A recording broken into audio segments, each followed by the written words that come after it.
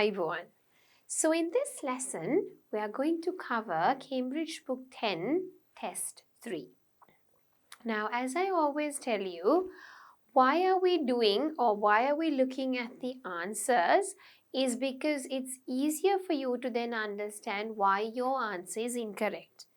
But to do that, you must be engaging with the lesson, right? So before we discuss the answers, make sure that you do the real paper, right? So I'd like you to download test 3 and do it. Time yourself, take 60 minutes or 1 hour and do the test.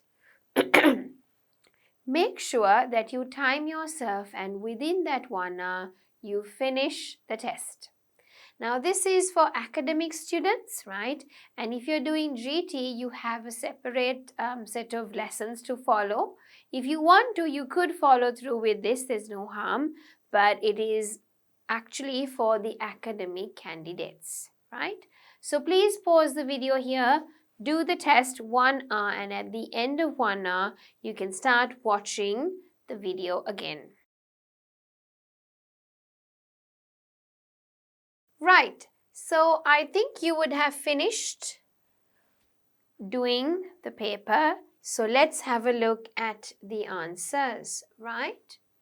So test 3 answers, passage 1, 2, 1, 5, 7. Then you have true, not given, true, not given, false.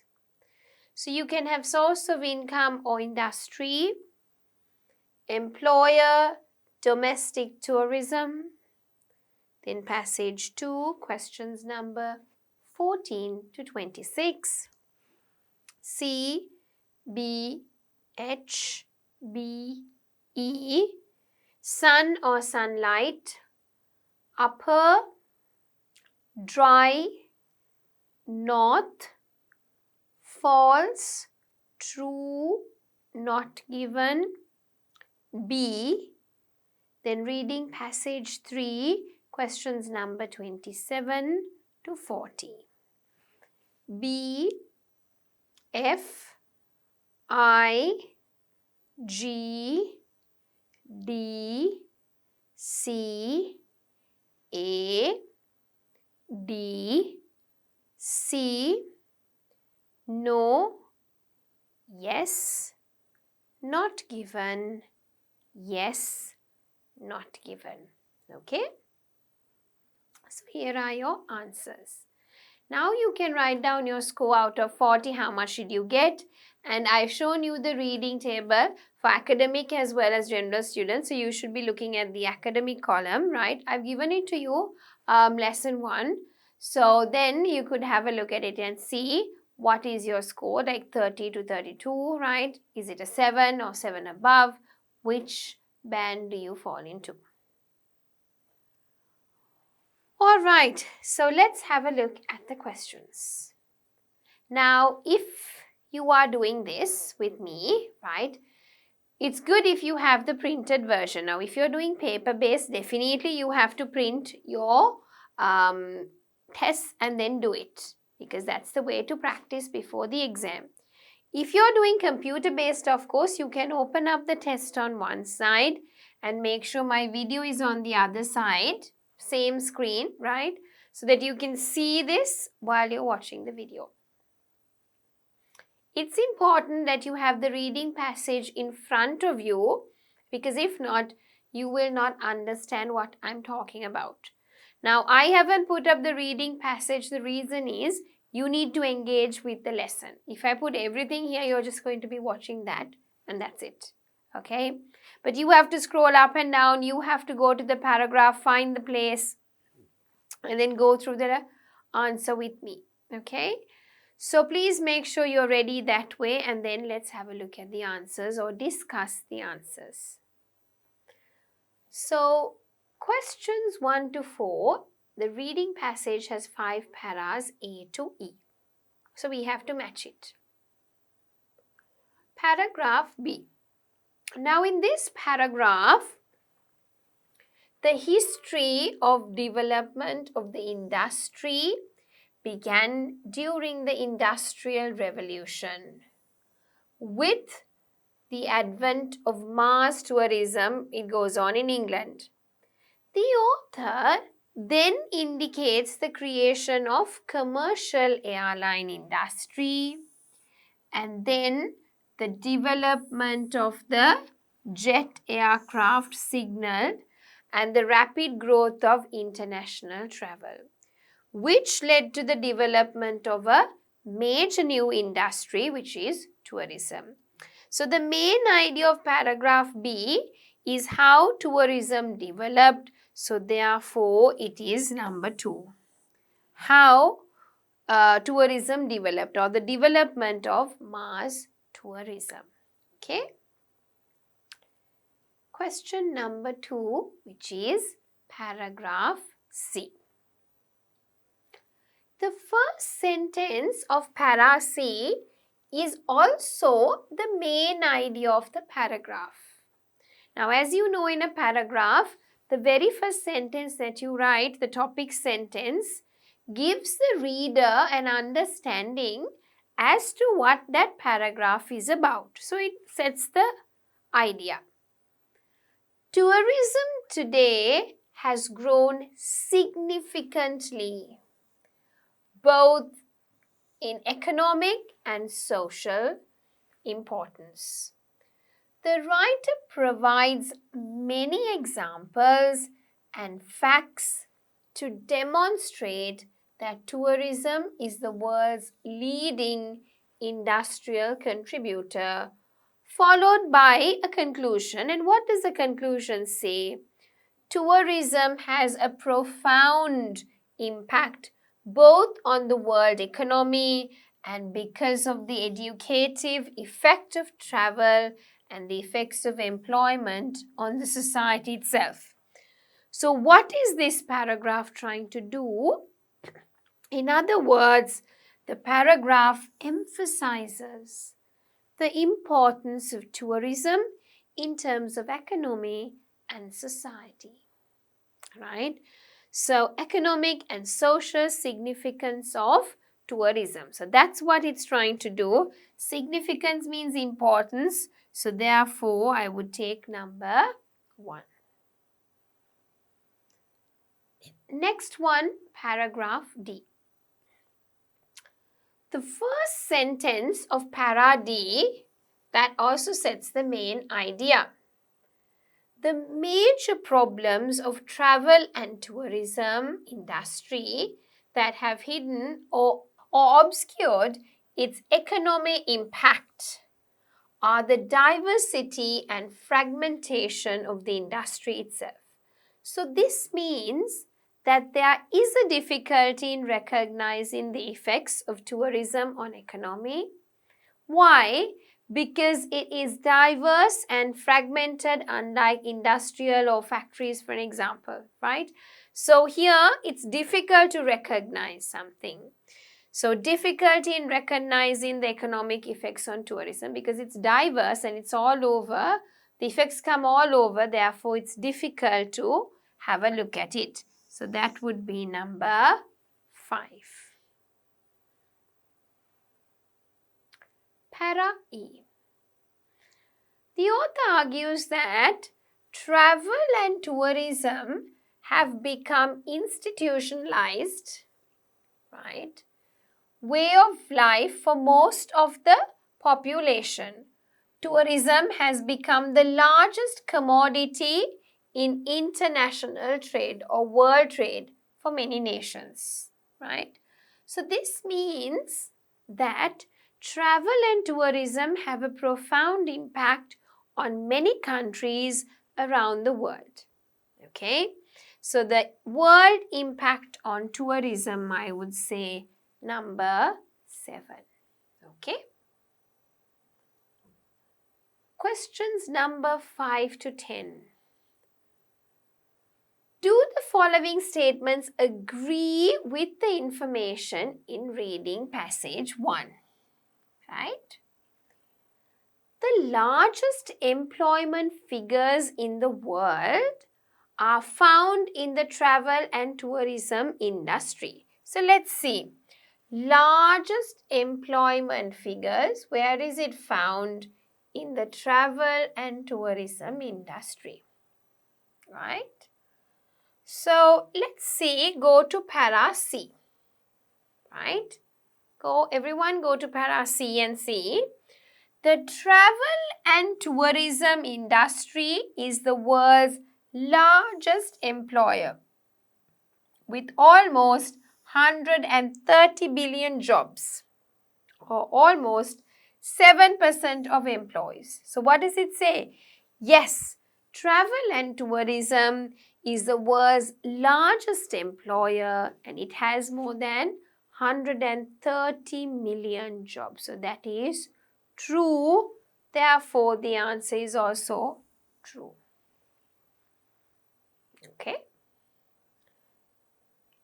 Question number 6. Tourism contributes over 60% of the Australians' GNP, gross national product. So let's read it. Tourism, that is the contributing factor.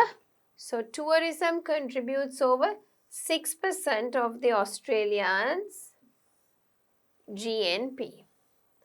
Now, the information about the Australian GNP, or rather about anything, right, is not mentioned in the passage. Even the word Australia does not appear in the passage. So if it does not appear, how do we know about it? We don't know about it. Okay, so the answer is not given. Next one. Tourism has a social impact because it promotes recreation. So let's see. Tourism has a social impact because it promotes recreation. Now, let's have a look at the answer. The social impact of tourism is mentioned in para C. However, in this para, whether tourism has a social impact because it promotes recreation is not really specified. Therefore, our answer would be not given, right? We don't know, because it says tourism has a social impact because it promotes recreation. We don't know, is it because of that promotion of recreational activities? We don't really know because it's not mentioned in this specific paragraph, which is C, right? D.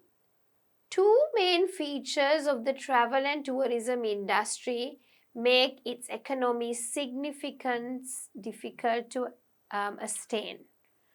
Right, let's see. So here, two main features. Right, economic significance, and it's difficult. Let's see. At the beginning of para D, the author argues the major problems of travel and tourism industry that have hidden or obscured its economic impact are the diversity fragmentation of the industry itself. So, two features of the travel and tourism industry, which are the diversity and fragmentation, have hidden its economic impact. So, what are the two factors? Diversity and fragmentation. So, there are two main features. Yes, there are. Okay. So, the answer is going to be true. Right. Question number 9. Visitor spending is always greater than the spending of residents in tourist areas, right? So, visitor spending greater than residents spending, right? Now, if we go to the paragraphs and read through, there's no specific information about either visitor spending or resident spending in the text. Nothing mentioned about that. So, the answer is not given. So, you just scan visitor spending and resident spending. Scan for the two words. Basically, there's nothing for you to find. Question number 10.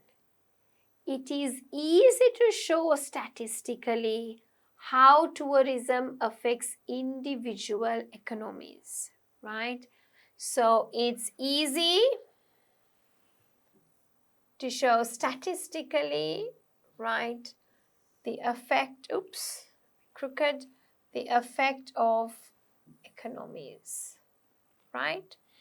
So if you go to paragraph E, it states, however, because of problems of definition which directly affect statistical measurement, it is not possible with any degree of certainty to provide precise, valid, or reliable data about the extent of worldwide tourism participation or its economic impact. So what does it mean? It means that it is not so easy to show statistically how tourism affects individual economies because of the problems hidden, right? So therefore, here it says it is easy, that is false. It is not easy. Therefore, the answer is false. Right?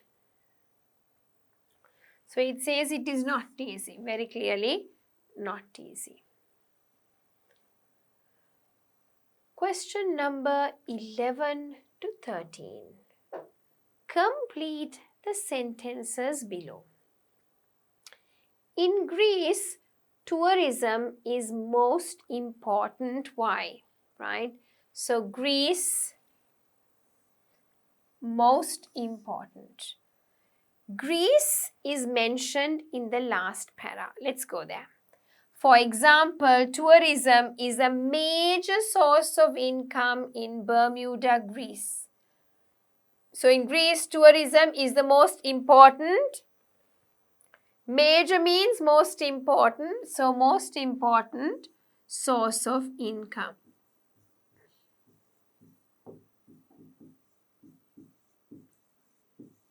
Right? So hopefully you've written that there. This is the answer. Right? Question number 12. The travel and tourism industry in Jamaica is the major what? Okay. So, Jamaica. Let's have a look at the last para. Go to the last para in your reading paper. It states, the travel and tourism is the #1 ranked employer in the Bahamas, Brazil, Italy, Jamaica, Japan, and Singapore. So the travel and tourism industry in Jamaica is a major, what is it? It is a major employer because it's ranked 1 in the Bahamas and Brazil and Italy. Okay? Right. Question number 13. The problems associated with measuring international tourism are often reflected in the measurement of what? Okay, so let's see the problems associated with measuring international tourism are often reflected in the measurement of what? So go to the last para and read through, right? Last paragraph. However, because of problems of definition which directly affect statistical measurement, it is not possible with any degree of certainty to provide precise, valid or reliable data of the extent of worldwide tourism participation or its economic impact. So in many cases it's saying similar difficulties arise when attempts are made to measure domestic tourism, right? So even though we try to protect this, right, there are problems which are associated when we measure the internal part or the domestic tourism, right? So the answer here is going to be domestic tourism. Let's have a look at questions number 14 to 18. Reading passage has 9 paragraphs A to L. Okay. A description of the substance responsible for the red coloration of leaves, right? So what are our keywords? It is substance, red coloration of leaves, right? Now, we need to find a paragraph which features a substance making leaves red. So if we go to paragraph C, the author argues that the source of the red is widely known. Okay, it is created by anthocyanins, water-soluble plant pigments reflecting the red to blue range of the visible spectrum. Then he described how this substance is created. Anthocyanins are actually newly minted, made in the leaves at the same time as the tree is preparing to drop them, right? So I think it should definitely be C. Okay? Coloration of leaves, everything it's been spoken about in para C. Question number 15. The reason why trees drop their leaves in autumn, right? So, reason why trees drop their leaves autumn. Go to paragraph B. The writer indicates as fall approaches. Fall means now you should know, if you come through the beginner level, fall is autumn. If you don't know, you need to go back to my vocabulary lessons in the beginner level. I introduced you to those words, right? As fall approaches in the northern hemisphere, the amount of solar energy available declines considerably. Okay, it declines. For many trees, evergreen, conifers being an exception, the best strategy is to abandon photosynthesis until the spring. So rather than maintaining the now redundant leaves throughout the winter, the trees save its precious resources and discards them. So autumn is British English, fall is American English, right? So what's the point here? Why do the trees drop their leaves? Because they want to abandon photosynthesis, right, until spring. So they make sure that their leaves are not there, right? So the most appropriate answer, which para do you find it? In para B. Question number 16. Some evidence to confirm a theory about the purpose of red leaves. Okay, so some evidence to confirm a theory about the purpose of red leaves. So, if we have a look at paragraph H, it tells us, even if you had never suspected that this is what was going on when leaves turn red, there are clues out there. Then the writer provides 3 different clues explaining why the leaves turn red. Hopefully you can find this bit in para H. So that means clue means evidence, so therefore the most appropriate answer, which para do you find evidence about the purpose of the red leaves is because of, or rather in this para H. Question number 17. An explanation of the function of chlorophyll, right? So, explanation, function, chlorophyll. Go to paragraph B. The writer argues summer leaves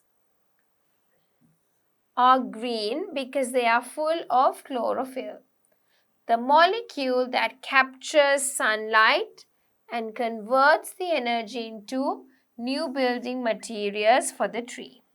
So, an explanation of the function of chlorophyll, here it is. What does the chlorophyll do? The molecule, it captures the sunlight and converts it into energy. So, definitely it is in para B. Question number 18. A suggestion that red coloration in leaves could serve as a warning signal, right? So here suggestion, red coloration in leaves could serve as a warning signal. Go to para E and it states, it has also been proposed that trees may produce vivid red colors to convince herbivorous insects that they are healthy and robust and would be easily able to mount chemical defenses against infestation, right? So what happens? A suggestion that the red coloration in leaves could be a warning? Yes, it is. And where do you find it in para E? Question number 19 to 22. Complete the notes below. The most vividly colored red leaves are found on the side of the tree facing the what? Go to para H. The writer says, on many trees, the leaves that are reddest are those on the side of the tree which gets more sun. What does it get? Facing. So, the ones which are red, they are the ones on the side of the tree and they get more sun, right? So, found on the side of the tree and they are facing where? The sun or sunlight, because they get the most sun. So, you could write either sunlight, but because sun is here, I would prefer you to write sun. Now, don't write this sun because this means your son. Tamange පුතාට කියන්නේ මේ sun. ඒ හින්දා ඉරට කියන එක SUN හරියට spellings ලියන්න. Question number 20. The blank surfaces of leaves contain the most red pigment, right? So let's have a look at it. Surfaces of leaves contain most red pigment.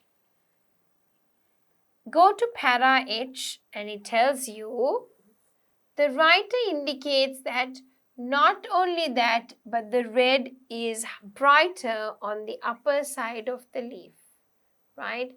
So the upper surfaces of leaves are, or rather leaves contain most red pigment. So you can see it's brighter towards the upper side of the leaf. 21. Red leaves are most abundant when daytime weather conditions are blank and sunny. Okay? So let's see what the words are. Red leaves are most abundant. Most abundant means in the best conditions, right? When daytime weather conditions are something and sunny. So let's go to para H. The writer says it has been recognized for decades that the best conditions for intense red colors are dry sunny days and cool nights. So, when daytime weather conditions are what? Dry and sunny. You can't say cool and sunny because cool nights. So it has to be dry and sunny and separately cool nights. So answer is dry.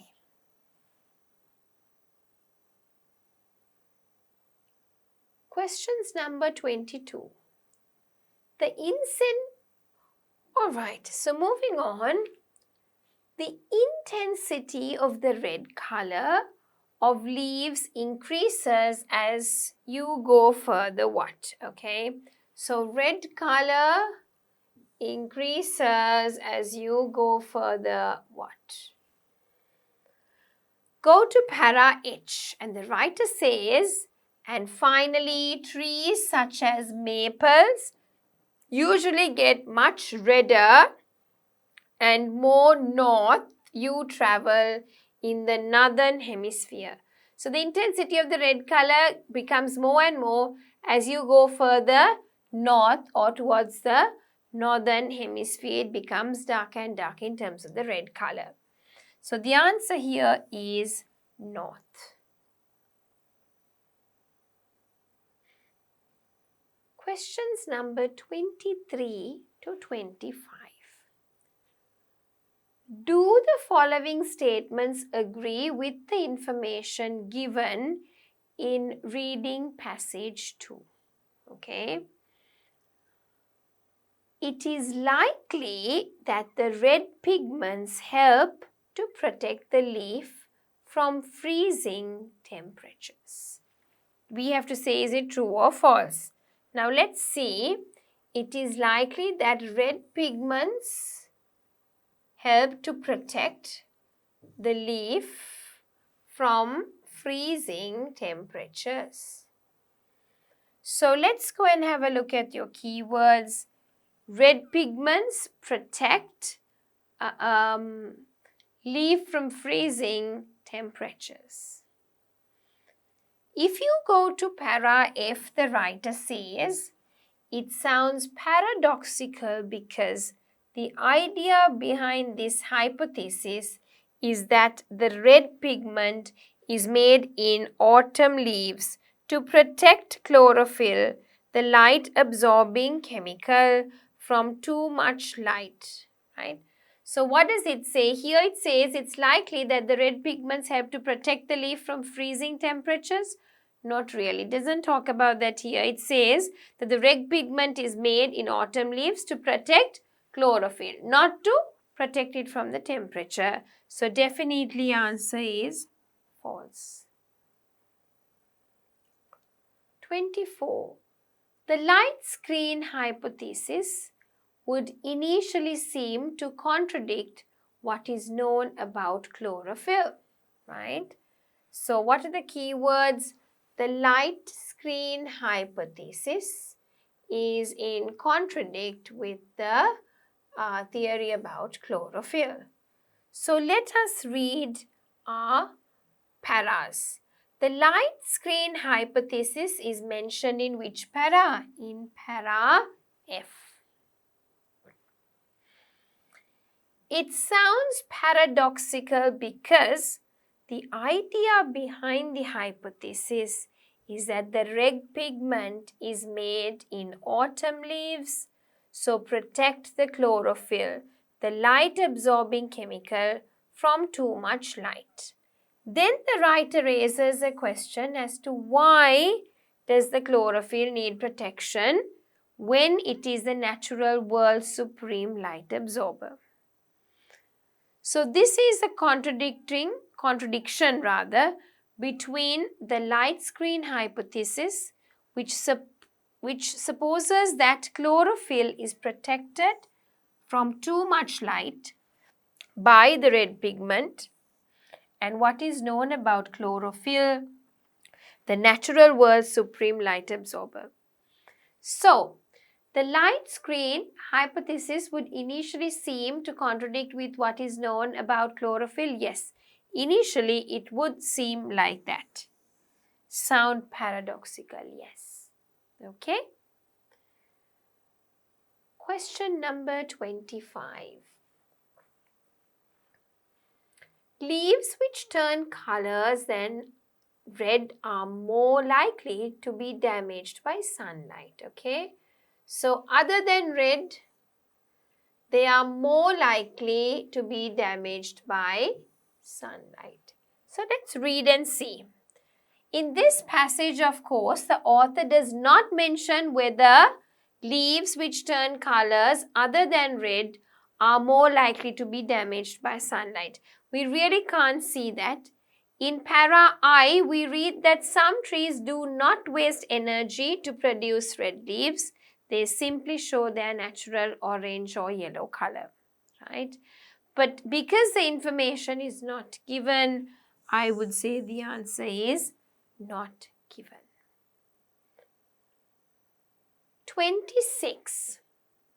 For which of the following question does the writer offer an explanation? Okay, so you've got A, B, C and D.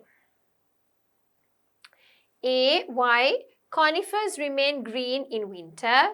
B, how leaves turn orange and yellow in autumn. C, how herbivorous insects choose which trees to lay their eggs in. 4, why anthocyanins are restricted to certain trees. Let's have a look at it. In paragraph B, the writer indicates that for many trees, evergreen conifers being an exception, the best strategy is to abandon photosynthesis until offspring. However, he does not explain why conifers remain green throughout the winter. We don't know that. Para C, the writer argues as chlorophyll is depleted, other colors could have been dominated by it throughout the summer, begin to be revealed. Now, this is unmasking explains the autumn colors of red and yellow, not rather red, yellow and orange, right? So, could be how leaves turn yellow and orange in autumn. C, at the end of paragraph E, no one has yet ascertained whether more robust trees sport the brightest leaves. So we don't really know, and I wouldn't take that as an answer. D, there are some theories about anthocyanins, but they do not explain why anthocyanins are restricted, right? So I think out of this, the most appropriate answer is going to be B there. All right, question number 27 to 31, beyond the blue horizon, right? Completing summary. Completing summaries are very difficult sometimes, so you need to pay attention. Complete the summary using the list of words and phrases. Right. A 3,000-year-old burial ground of a seafaring people called the Lapita has been found on an abandoned on the Pacific island of Ephrata, right? So, keywords are 3,000-year-old, burial ground, found and abandoned what? Right, where? So, if you go and read the first para, the writer says, an agriculture worker digging the grounds of a derelict plantation scraped open a grave, the first of the dozens in a burial ground some 3,000 years old. Right? So, answer is, where was it? An abandoned, okay, derelict. So, in the first paragraph, the writer says, an agricultural worker Digging in the grounds of derelict plantation, scraped. Derelict means abandoned. Scraped open a grave, right? So where is this? In a plantation, okay? So answer would be B. Next question, question 28. The cemetery, which is a significant blank, was uncovered accidentally by an agricultural worker. Okay, so cemetery, significant, uncovered by an agricultural worker. Go to the first para. The site came to light only by chance. That means it was accidentally. An important archaeological discovery on the island of Eftate in the Pacific has revealed traces of an ancient seafaring people, the distant ancestors of today's Polynesians. An agricultural worker digging the grounds of a derelict plantation, right, scraped open the grave and the first dozens in a burial ground, some 3,000 years old. It is the oldest cemetery ever found in the Pacific Islands. So was significant, what? It was an archaeological discovery. Important means significant. Okay, it was uncovered. It was found accidentally by an agricultural worker. So the answer here is F. Right? Question number 29. The Lapita explored and colonized many Pacific islands over several centuries. They took many things with them on their voyages, including something and tools. Go to the second para. They were also pioneers who carried with them everything they would need to build new lives. Their livestock, taro seedlings, and stone tools, right? So what did they carry? Livestock means animals. So they took with them animals and tools. So here answer is I. Questions number 30 and 31. The burial ground increases the amount of information about the Lapita available to scientists. A team of researchers led by Matthew Spriggs from the Australian National University are helping with the excavation of the site. Spriggs believes that blank, which was found at the site, is very important since it confirms that the found inside our Lapita, right? So go to para 3 and find this bit. The writer says other items include a Lapita burial urn with model birds arranged on the rim as though peering down at the human remains sealed inside. It is an important discovery, says Matthew, and finally, for it conclusively identifies the remains as Lapita, right? So remains means bones. So 30G, 31D, which is bones. Questions number 32 to 35. Choose the correct letter A, B, C or D. According to the writer, there are difficulties explaining how the Lapita accomplished their journeys because, right? So let's have a look at it. According to the writer, there are difficulties explaining how the Lapita accomplished their journey because the reason, right? So let's go to paragraph 5 where they talk about this. The writer indicates there is one stubborn question for which archaeology has yet to provide any answers. How did Lapita accomplish the ancient equivalent of a moon landing many times over? No one has found their canoes or any rigging which could reveal how the canoes were sailed.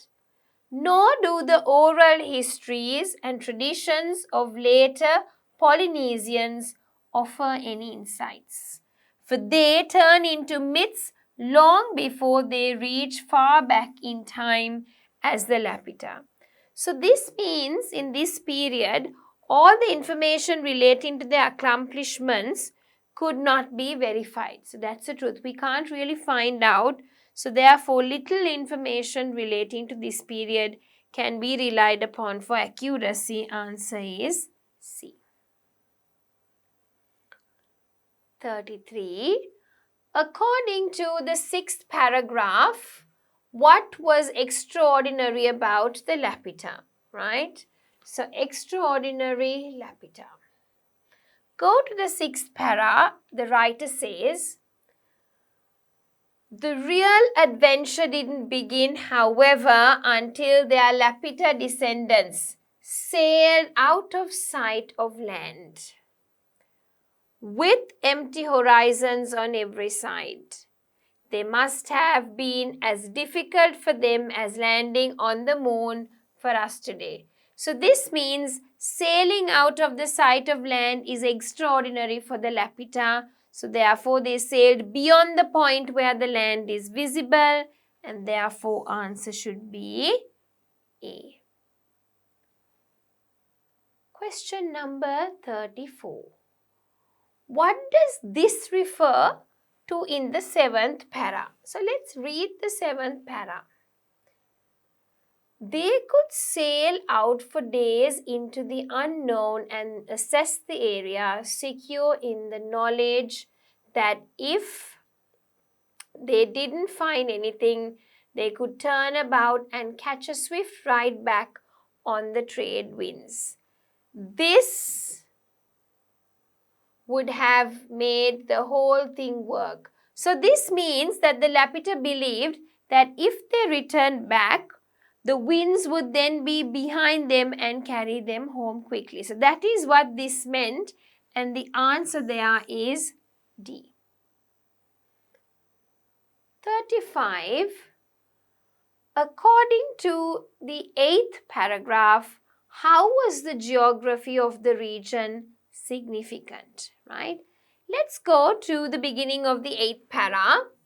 The author indicates, for returning explorers, successful or not, the geography of their own would have provided a safety net. Okay? Without this to go by, overshooting their home ports, getting lost and sailing off into eternity would have been all too easy. So what does this mean? It means that the geography of the region provided a navigational aid for the Lapita. So the answer is C. Question number 36 to 40. Do the following statements agree with the views of the writer in reading passage 3? It is now clear that the Lapita could sail into a prevailing wind. Okay, clear, sail into a prevailing wind. Let's have a look at para 9. Professor Arthur Anderson says, all this presupposes the Lapita had mastered the advanced art of sailing against the wind. And there is no proof they could do such a thing, right? So, it is now clear that the Lapita could sail into a prevailing wind. Not really. There is no proof that they did such a thing. So, the answer would be no. 37. Extreme climate conditions may have played a role in Lapita migration? Let's have a look at para 10.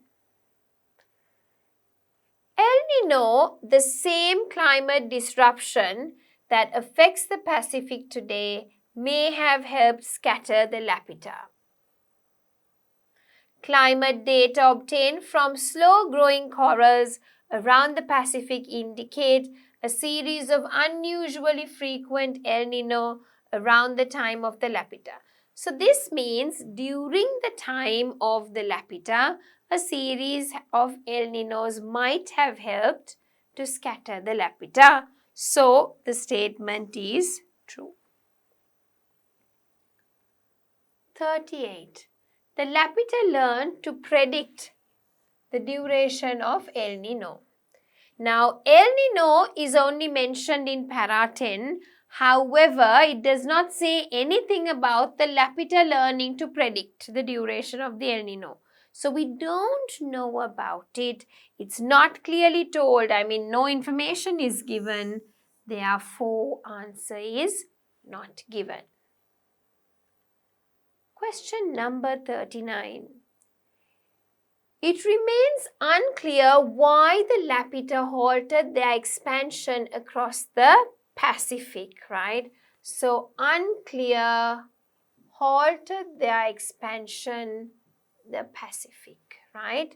So, if you go to para 11, the writer states, Lapita spread themselves a third of the way across the Pacific, then called it quits for reasons known only to them. So it remains unclear why the Lapita halted. Yes, because it's only known to them, but they quit it. But we don't know really why, so the answer is true. And the last question. It is likely that the majority of Lapita settled in Fiji, right? So the majority of Lapita settled in Fiji. Now, Fiji is only mentioned in para 11. At the end of the paragraph, the writer says they probably never numbered more than a few thousand in total, and their rapid migration eastward, they encountered hundreds of islands, more than 300 in Fiji alone. So it is likely that the majority of Lapita settled there. We don't know whether it's the majority or the minority, but we do know that it was there in Fiji. But we don't know the proportion, so therefore the answer is not given.